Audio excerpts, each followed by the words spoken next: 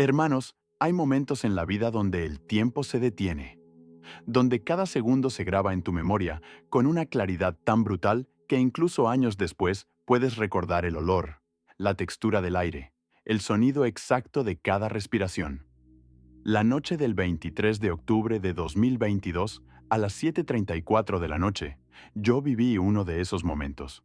Y lo que pasó dentro de las paredes de la iglesia más antigua de Miami, con 312 personas atrapadas, sin salida, rodeados de fuego que rugía como una bestia hambrienta, es algo que desafía toda explicación humana. Mi nombre es Pastor Miguel Ángel Reyes. Tengo 48 años. Soy colombiano de nacimiento, pero llevo 26 años sirviendo al Señor aquí en Miami, específicamente en el barrio de Alapata, una zona que muchos no conocen, pero que es el corazón palpitante de la comunidad latina de esta ciudad. Y esa noche, hermanos, esa noche Dios me permitió ver con estos ojos que un día la tierra ha de comer, que Él sigue siendo el mismo Dios de Abraham, de Isaac, de Jacob, el mismo que cerró la boca de los leones, el mismo que abrió el mar rojo. Ese mismo Dios todavía hace milagros en pleno siglo XXI. Pero antes de contarte lo que pasó esa noche, necesito que entiendas dónde pasó y por qué ese lugar era tan especial. La iglesia de Nuestra Señora del Perpetuo Socorro no es solo un edificio, es historia viva. Fue construida en 1926 por inmigrantes cubanos de la primera ola, cuando Miami todavía era un pueblo pequeño de pescadores y agricultores. Las paredes son de piedra coral de las canteras de Florida. El techo es de madera de ciprés traída desde los pantanos del norte. Y los vitrales, hermanos, los vitrales fueron hechos a mano en Barcelona y traídos en barco pieza por pieza. Ese edificio tiene 97 años de historia. Ha sobrevivido a huracanes categoría 5, ha resistido inundaciones, ha sido testigo de generaciones enteras de familias latinas que llegaron a este país buscando libertad y oportunidad. Cuando yo llegué a Miami en 1996, huyendo de la violencia en Colombia con mi esposa Claudia y nuestros 2 hijos pequeños, esa iglesia fue el primer lugar donde nos sentimos en casa. Fue ahí donde aprendimos inglés en las clases nocturnas. Fue ahí donde nuestra hija Isabela hizo su primera comunión. Fue ahí donde enterramos a mi suegra cuando murió de cáncer en el 2003. En el 2008, cuando el padre Ernesto se retiró después de 40 años de servicio, la comunidad me pidió que tomara el liderazgo. Yo no soy católico tradicionalmente, hermanos. Mi formación es evangélica, pero esta iglesia siempre ha sido un lugar de unidad, donde lo importante no es la denominación, sino el amor a Cristo. Y durante los últimos 14 años he tenido el honor de servir a esta comunidad, de bautizar a sus niños, de casar a sus jóvenes, de llorar con ellos en los funerales, de celebrar con ellos cada victoria. El barrio de Alapata es mayormente puertorriqueño, dominicano, cubano, colombiano, nicaragüense. Es un barrio trabajador donde la gente se levanta a las 5 de la mañana para tomar 3 buses y llegar a trabajar en hoteles de Miami Beach, en cocinas de restaurantes, en construcción bajo el sol implacable de Florida. Son gente buena, gente de fe, gente que no tiene mucho materialmente, pero que tiene un corazón enorme. La iglesia está ubicada en la esquina de la calle Northwest, 20ª Street, con la avenida 17. Es un edificio que se destaca en el vecindario, no solo por su antigüedad, sino por su belleza. Las puertas principales son de roble macizo, con tallados de escenas bíblicas hechos por un carpintero cubano llamado Esteban Villalobos en 1928. El campanario tiene 18 metros de altura, con una campana de bronce que fue bendecida por el obispo de La Habana antes de ser enviada a Miami. Y el interior, hermanos, el interior es como entrar en otro tiempo. Las bancas son de madera de caoba, desgastadas por casi un siglo de personas arrodillándose, orando, buscando a Dios. El altar es de mármol italiano, con un crucifijo de más de 2 metros tallado en cedro del Líbano. Los pisos son de mosaico traído de España, con patrones geométricos en azul y dorado que reflejan la luz de las velas. Y esos vitrales cuentan la historia de la salvación desde Génesis hasta Apocalipsis. Cada ventana Es una obra de arte que durante el día crea patrones de luz de colores sobre las bancas. El edificio tiene capacidad oficial para 250 personas sentadas, pero los domingos siempre entraban más. La gente se paraba en los pasillos, se sentaba en el piso, algunos se quedaban afuera y escuchaban por las ventanas abiertas. Esa era la fe de nuestra comunidad, una fe que no se quedaba en casa, que llenaba el templo semana tras semana. Pero hermanos, ese edificio de 97 años, construido con materiales de hace casi un siglo, tenía algo que nadie había considerado peligroso hasta esa noche. La madera de ciprés del techo, aunque increíblemente resistente y hermosa, se había secado durante décadas. El barniz original de los años 20 era a base de aceites naturales que con el tiempo se habían vuelto altamente inflamables. Las instalaciones eléctricas, aunque habían sido revisadas y aprobadas, todavía tenían secciones originales de 1926 corriendo por las paredes. Y las dos únicas salidas del edificio eran la puerta principal al frente y una pequeña puerta lateral que daba al jardín. El 23 de octubre de 2022 era un domingo especial. Estábamos celebrando el 96º aniversario de la fundación de la iglesia. Habíamos planeado durante meses. Las hermanas del grupo de mujeres habían preparado un banquete completo: arroz con pollo, tostones, yuca con mojo, pastelitos de guayaba. Los jóvenes habían decorado el salón social contiguo con fotografías históricas de la iglesia que habían recopilado de los archivos. Teníamos fotos de 1926 cuando se colocó la primera piedra. Fotos de los años 50 cuando llegó la primera ola grande de cubanos después de la revolución. Fotos de los 80 cuando se renovó el techo. El servicio comenzó a las 6 de la tarde. Normalmente nuestros servicios dominicales son por la mañana, pero para esta celebración especial decidimos hacerlo de noche para que la gente que trabajaba los domingos pudiera asistir. Y vinieron, hermanos. Vinieron como nunca antes. Para las 6:30, el edificio estaba completamente lleno. Conté 312 personas dentro del templo. Había familias completas, 3 y 4 generaciones juntas. Vi a la abuela Carmen de 89 años que había asistido a esa iglesia desde que llegó de Cuba en 1962. Vi a los hermanos Méndez con sus 7 hijos. Vi a jóvenes que normalmente no venían a los servicios regulares, pero que habían venido por este día especial. Mi esposa Claudia estaba en la segunda banca con nuestra hija Isabela, que ahora tiene 28 años y trabaja como enfermera en el Jackson Memorial Hospital. Y nuestro hijo David, de 24, que estudia ingeniería en FIU. Detrás de ellos estaba Doña Esperanza, una intercesora de 76 años que ha orado por cada familia de la congregación durante los últimos 30 años. Al otro lado, vi al hermano Roberto, un dominicano que trabaja en construcción, con su esposa embarazada de 8 meses. Los niños estaban sentados en el frente, como siempre lo hacemos, 47 niños entre los 2 y los 12 años, con sus ojos brillantes de emoción. El ambiente era de pura celebración. Comenzamos con cantos de alabanza. La hermana Marisol tocaba el piano, un instrumento antiguo que había sido donado a la iglesia en 1945. Las voces se elevaban con esa pasión característica de nuestra comunidad latina. Cantamos «Cuán grande es Él», «A Dios sea la gloria», himnos antiguos que han sostenido la fe de generaciones. Los niños cantaban con gestos que habían aprendido en la escuela dominical. Las personas mayores cerraban sus ojos, levantaban sus manos, adoraban con décadas de experiencia con Dios.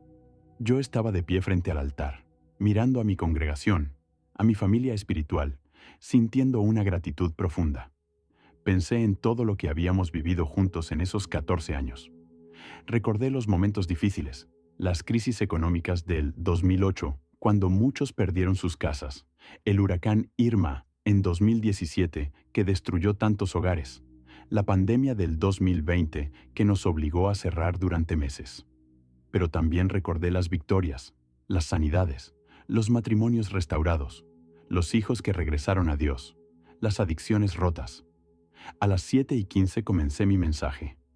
Había preparado algo sobre la fidelidad de Dios a través de las generaciones. Hablé sobre cómo esa iglesia había sido construida por las manos de inmigrantes que llegaron sin nada, pero con fe enorme. Hablé sobre cómo cada generación había añadido su propia historia a las paredes de ese lugar. Conté historias que los ancianos me habían compartido, de cómo durante el huracán de 1935 la gente se refugió en la iglesia y el edificio no sufrió ni un rasguño mientras casas alrededor colapsaban. Las personas estaban atentas, algunos tomaban notas, otros asentían con la cabeza. Yo podía sentir la presencia de Dios en ese lugar. Era tangible, como una atmósfera de paz que envolvía a todos. Los niños, que normalmente se inquietan después de 20 minutos, estaban extrañamente quietos, como si ellos también sintieran algo especial. Eran las 7:32 cuando escuchamos el primer sonido extraño. Fue un crujido seco que vino desde arriba, desde algún lugar del techo. Algunos voltearon a mirar, pero yo continué predicando, pensando que tal vez era el viento o el viejo edificio acomodándose como siempre lo hace. Pero entonces, hermanos, a las 7:34 exactamente, porque miré mi reloj cuando pasó, hubo un destello de luz brillante que vino del área del campanario, seguido de un sonido de explosión sorda. Las luces del templo parpadearon una vez, 2 veces, y en el tercer parpadeo se apagaron completamente, dejándonos en oscuridad total por 3 segundos que parecieron eternos. Cuando las luces volvieron, ya podíamos oler algo que hizo que mi corazón se detuviera. Humo. Y no era el humo suave de las velas. Era humo espeso, acre, el olor inconfundible de cables eléctricos quemándose y madera antigua carbonizándose. Me detuve en medio de mi predicación. El hermano José Luis, que estaba sentado cerca de la puerta lateral, se puso de pie abruptamente. «Pastor, hay humo viniendo desde atrás». Varias personas voltearon. Podían verlo ahora, filtrándose desde el área donde estaba el pequeño cuarto de mantenimiento, justo debajo del campanario. Era humo gris oscuro, denso, moviéndose como algo vivo hacia el techo. «Hermanos, mantengan la calma», dije con voz que intentaba sonar firme, pero que ya tenía un temblor que no pude controlar. «José Luis, Roberto, vengan conmigo. Vamos a revisar». Los 2 hombres se levantaron inmediatamente y caminamos rápido hacia la puerta lateral. Cuando la abrimos, hermanos, cuando abrimos esa puerta y vimos lo que había detrás, supe que estábamos en problemas serios. El cuarto de mantenimiento estaba completamente envuelto en llamas.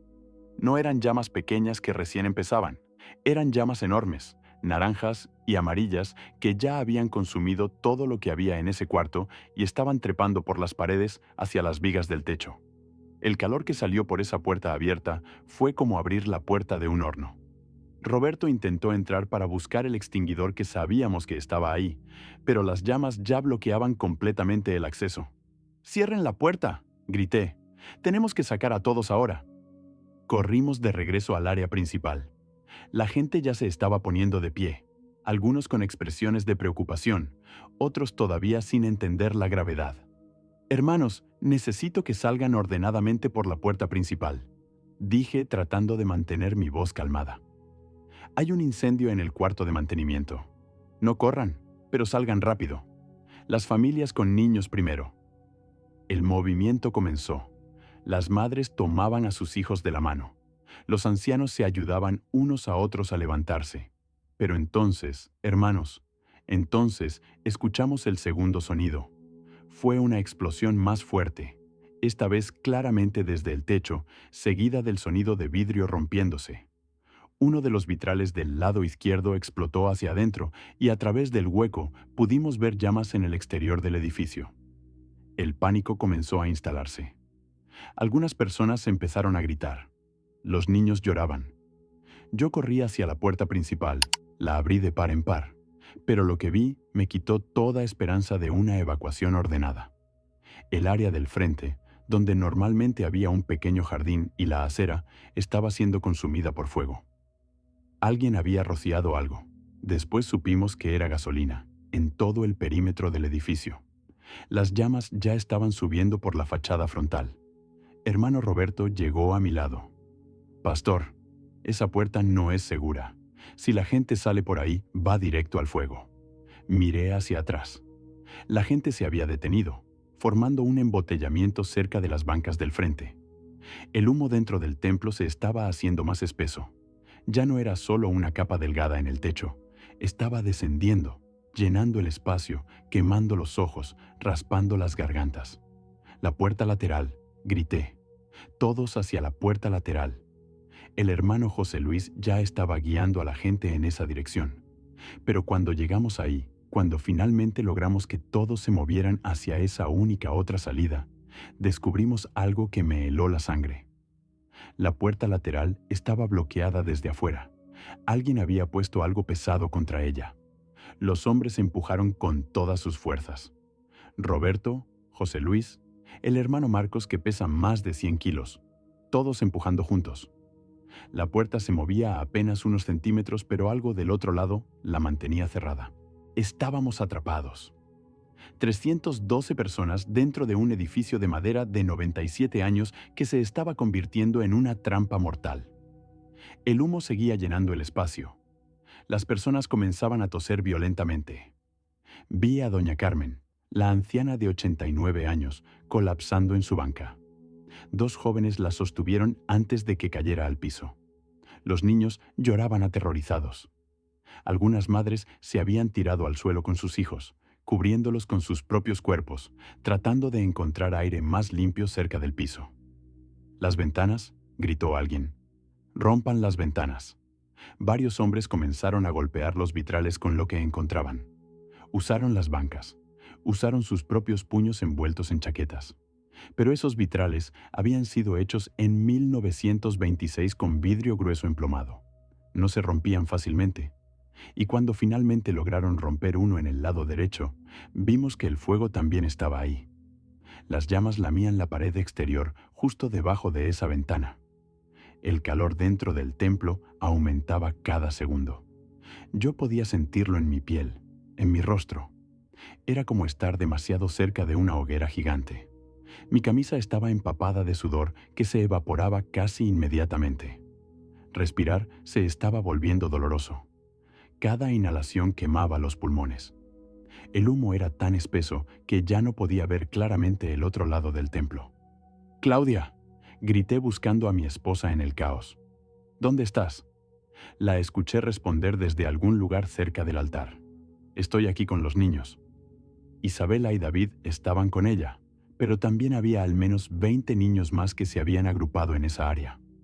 Mi esposa, con su instinto de madre, había reunido a todos los pequeños que pudo, manteniéndolos juntos, tratando de calmarlos mientras el mundo se desmoronaba alrededor. Me abrí paso hacia ellos. El humo era tan denso que tenía que agacharme, casi gatear. Llegué donde estaban y tomé a Claudia de la mano. «Miguel», me dijo con lágrimas corriendo por sus mejillas, «vamos a morir aquí».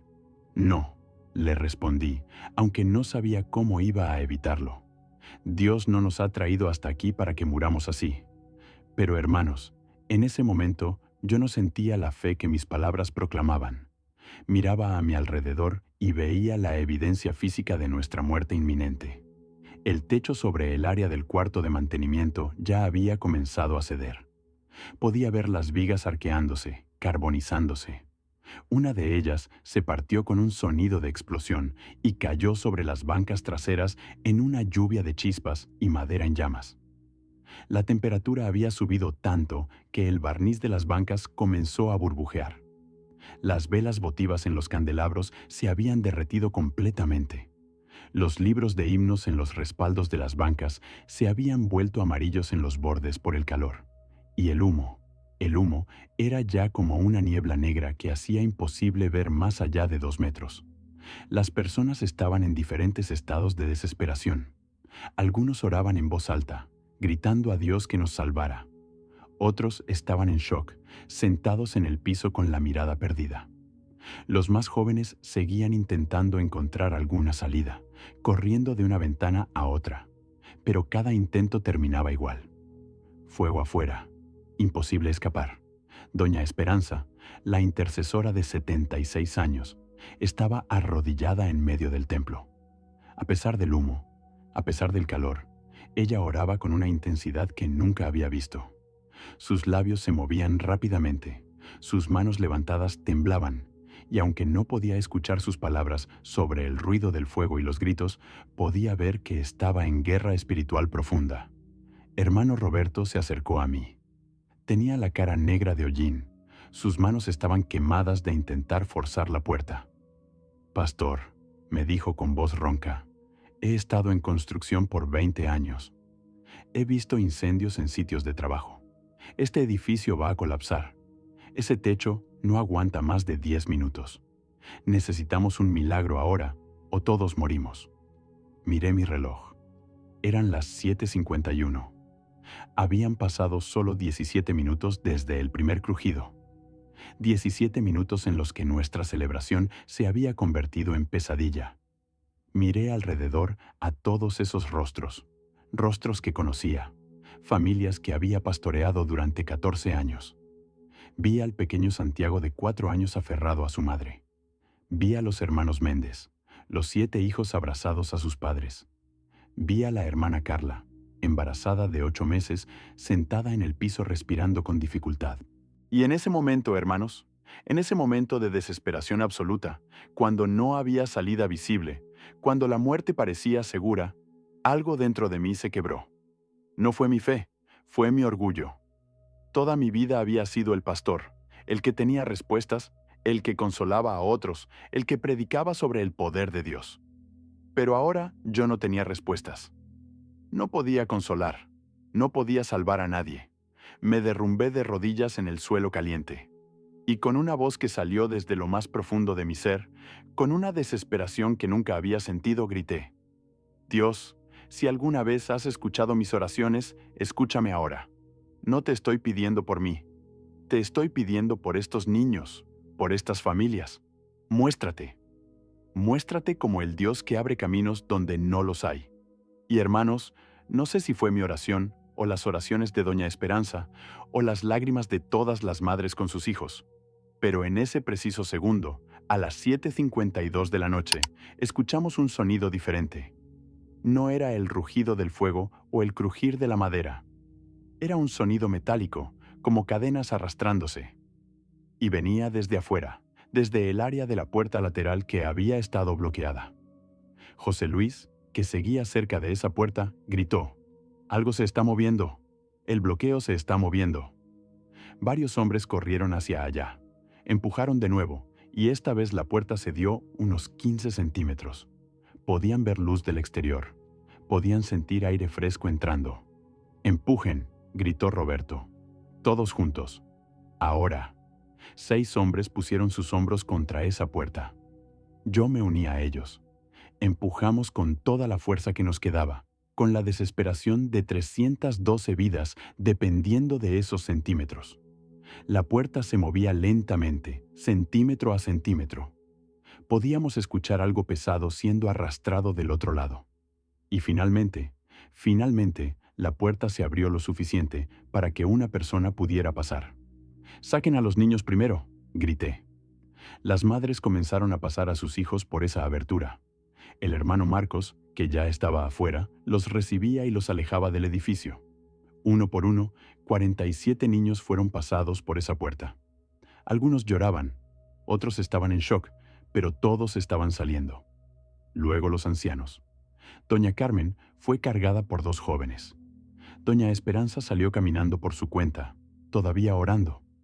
Las mujeres embarazadas fueron ayudadas. Y poco a poco, persona por persona, la congregación comenzó a salir por esa pequeña abertura. Pero el fuego no esperaba. Otra sección del techo colapsó, esta vez en el área central. Una viga enorme cayó exactamente donde habíamos estado parados minutos antes. Las llamas ahora estaban dentro del templo, consumiendo las bancas, trepando por el altar. El humo era tan denso que teníamos que movernos por memoria, ya no podíamos ver. Claudia salió con Isabela y David. Yo me quedé adentro con Roberto y José Luis, asegurándonos de que todos salieran. Contábamos: 1 persona, 2, 3, 10, 20, 50. Cada número era una vida salvada. Pero el calor era insoportable. Mi piel se sentía como si se estuviera cocinando. Mis pulmones apenas podían tomar aire. 100 personas habían salido. Luego 150, 200. El edificio gemía como algo moribundo. Escuchábamos explosiones pequeñas, tal vez las bombillas eléctricas reventando por el calor. Las campanas en el campanario comenzaron a sonar, no por alguien jalando las cuerdas, sino porque el metal se estaba expandiendo y contrayendo con el calor extremo. 250 personas. 280. El techo sobre nuestras cabezas estaba completamente en llamas ahora. Podía ver el cielo nocturno a través de los huecos que se abrían. 300 personas. Solo quedábamos nosotros tres y unas pocas personas más al fondo que se habían desmayado por el humo. Roberto y José Luis corrieron hacia ellos, los cargaron. Yo ayudé a la hermana Patricia, que había estado paralizada de miedo cerca del altar. La tomé del brazo y prácticamente la arrastré hacia la puerta. Roberto salió cargando a un hombre inconsciente. José Luis salió con otro. Yo fui el último. Miré atrás una vez, solo una vez, al templo que había sido mi hogar espiritual durante 14 años. Las llamas lo consumían todo. El altar donde había predicado miles de sermones estaba envuelto en fuego. Las bancas donde habían orado generaciones estaban siendo devoradas. Los vitrales que contaban la historia de la salvación estaban explotando uno por uno. Salí por esa puerta y apenas había dado 3 pasos cuando escuché el sonido final. El techo completo colapsó.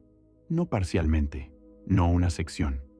Todo el techo de 97 años de antigüedad cayó hacia adentro con un rugido que sonó como el fin del mundo. Una ola de calor y chispas explotó desde todas las aberturas del edificio. Si hubiéramos estado adentro todavía, ni siquiera habrían encontrado nuestros cuerpos. Me alejé del edificio, tosiendo violentamente, mis piernas apenas sosteniéndome. Y entonces la vi. Vi a mi congregación. Las 312 personas estaban ahí. En el jardín lateral, en la calle, algunos sentados, otros de pie, todos tosiendo, muchos llorando, pero todos vivos. Cada una de las 312 personas había salido. Caí de rodillas ahí mismo en el césped. No por agotamiento, aunque estaba agotado. No por alivio, aunque el alivio era abrumador. Caí de rodillas porque sabía con absoluta certeza que lo que acababa de pasar no tenía explicación humana. Las sirenas llegaron minutos después. 3 camiones de bomberos, 2 ambulancias, patrullas de policía. Cuando los paramédicos comenzaron a revisar a las personas, su confusión era visible. Miraban el edificio completamente consumido por las llamas. Luego miraban a las 312 personas y no entendían cómo era posible. El capitán de bomberos, un hombre de unos 55 años llamado James Morrison, se acercó a mí. «Señor», me dijo, «soy el capitán Morrison.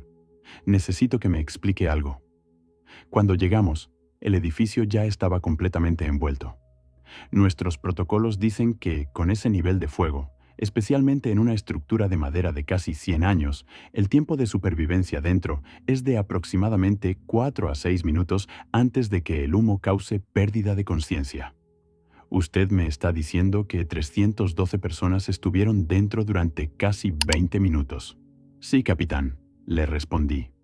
Estuvimos atrapados desde las 7:34 hasta las 7:52. 18 minutos. Él negó con la cabeza. Eso es estadísticamente imposible. Deberían haber múltiples muertes por inhalación de humo. Pero mis paramédicos me están reportando que la mayoría solo tiene irritación menor en ojos y garganta. Nada que requiera hospitalización inmediata. Fue entonces que me di cuenta de algo asombroso. Miré a mi congregación.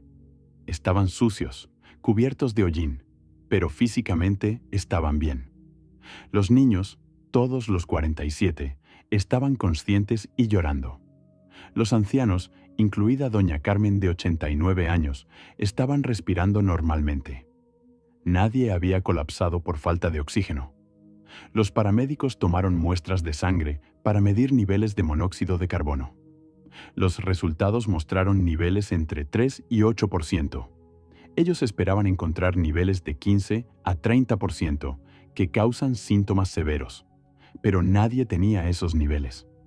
Una investigadora de incendios, la teniente Sarah Chen, llegó una hora después. Pasó 2 horas esa noche entrevistando a testigos, tomando fotografías, midiendo distancias. Con cada entrevista su expresión se volvía más perpleja. Finalmente se acercó a mí y le conté todo. El primer crujido, la explosión, el fuego, las salidas bloqueadas, los 18 minutos atrapados, la puerta lateral que finalmente se dio.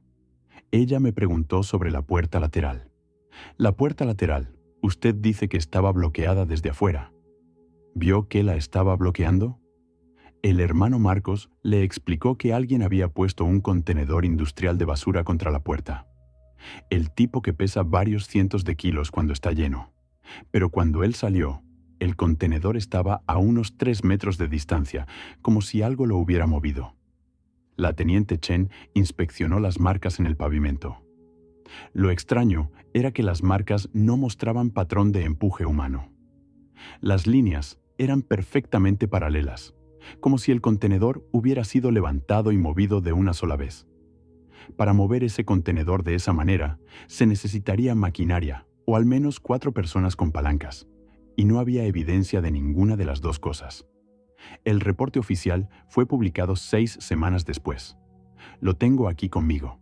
Dice: el incendio fue determinado como incendio provocado. Gasolina fue utilizada en múltiples puntos del perímetro. Basado en el daño estructural y la intensidad del fuego, estimamos temperaturas interiores entre 800 y 1000 grados Celsius. La supervivencia de 312 ocupantes con lesiones mínimas bajo estas condiciones desafía los modelos estándar de comportamiento de incendios. Este investigador no puede ofrecer conclusión definitiva sobre los factores que permitieron la evacuación exitosa. 2 universidades estudiaron el caso. El Departamento de Ingeniería de Incendios de la Universidad de Maryland hizo simulaciones por computadora. Concluyeron que el tiempo máximo de supervivencia dentro era de 6 minutos y medio. Nosotros estuvimos casi 3 veces ese tiempo. La Universidad de Miami estudió a 50 voluntarios durante 6 meses. El doctor Robert Hamilton me llamó personalmente. Pastor Reyes, me dijo, en mis 30 años de medicina pulmonar he tratado víctimas de incendios. Normalmente vemos cicatrización pulmonar, problemas crónicos que duran años. Pero en sus feligreses encontramos función pulmonar normal en el 96%.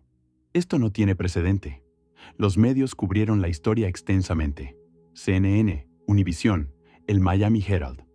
Un reportero escribió: Milagro en Miami, cómo 312 personas sobrevivieron lo imposible.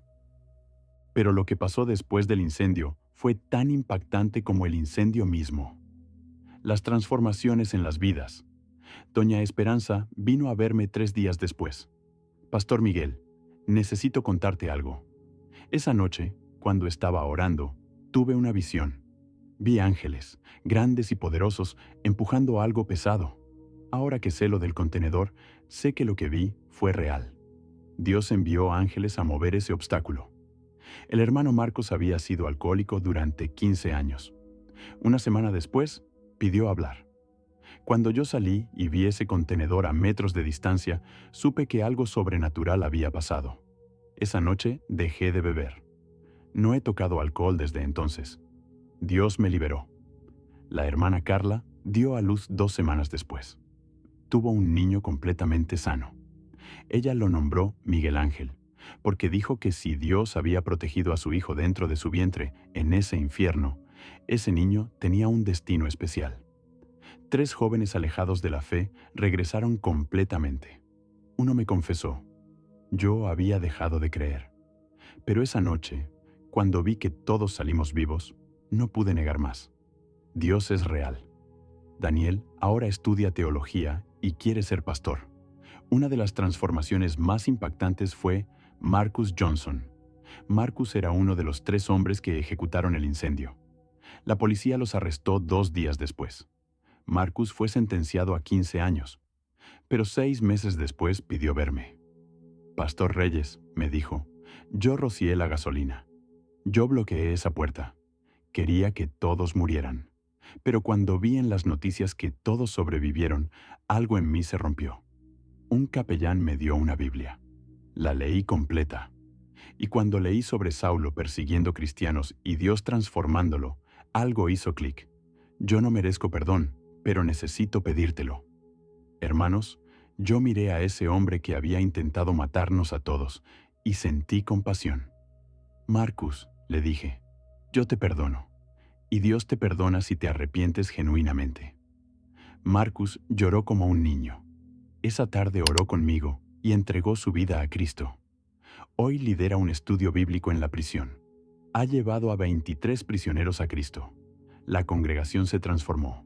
Antes éramos 312 miembros. 6 meses después, éramos 890. Ahora, 2 años después, somos más de 1.500 personas. Pero más importante que los números es el nivel de fe. La gente ora diferente. Oran con confianza que viene de haber visto el poder de Dios. Cuando alguien enfrenta una situación imposible, los hermanos le recuerdan: Dios nos sacó de un edificio en llamas. Tu problema no es muy grande para Él. Hemos plantado 3 iglesias en Miami. Y el edificio que perdimos ya no es solo un recuerdo triste. La ciudad preservó las ruinas como sitio histórico con una placa que cuenta la historia. Hermano, hermana, si has llegado hasta aquí, no es casualidad. Dios tiene algo que decirte. Tal vez estás en tu propio fuego. Sientes que no hay salida, que el humo te está asfixiando. Puede ser una enfermedad, una crisis financiera, un matrimonio destruido, una adicción. Quiero que sepas que el mismo Dios que movió un contenedor de 400 kilos para salvarnos puede mover tu montaña. El mismo Dios que preservó 312 vidas bajo condiciones letales puede preservarte a ti. Pero tienes que clamar a Él. Tienes que soltar tu orgullo y reconocer que lo necesitas. Yo no salí de ese edificio porque fui valiente. Salí porque Dios tuvo misericordia. Y Él quiere tener misericordia de ti también. Si nunca has entregado tu vida a Cristo, hoy es tu oportunidad. Si ya eres cristiano pero tu fe se ha debilitado, usa este testimonio para recordarte que Dios sigue siendo poderoso. Cierra tus ojos. Pon tu mano sobre tu corazón y di esto conmigo. Señor Jesús, hoy reconozco que te necesito. Creo que tú eres el mismo Dios que salvó a esas 312 personas. Creo que tienes poder para salvarme a mí también. Perdona mis pecados. Entra a mi corazón. Hazme nuevo. Muéstrame tu poder en mi situación imposible. En el nombre de Jesús, amén. Si hiciste esa oración, algo acaba de cambiar. Dios te escuchó y va a responder. Tal vez no de la manera que esperas, pero Él va a responder porque es fiel. 2 años después, mi familia y yo seguimos sirviendo. Todavía veo a doña Carmen, que ahora tiene 91 años. Todavía abrazo a los niños que salieron de ese edificio. Todavía predico cada domingo sobre la fidelidad de Dios. Y cuando la gente me pregunta si tengo miedo de que vuelva a pasar algo así, les respondo con la verdad. No tengo miedo porque sé que el Dios que nos protegió una vez nos protegerá siempre. No porque prometió que nunca enfrentaremos fuego, sino porque prometió que cuando pasemos por el fuego, Él estará con nosotros. Esa promesa es para ti también. Donde sea que estés, lo que sea que estés enfrentando, Él está contigo. Y si Él está contigo, puedes sobrevivir cualquier fuego. Que Dios te bendiga, que te guarde, que haga resplandecer su rostro sobre ti y te dé paz. En el nombre de Jesucristo. Amén.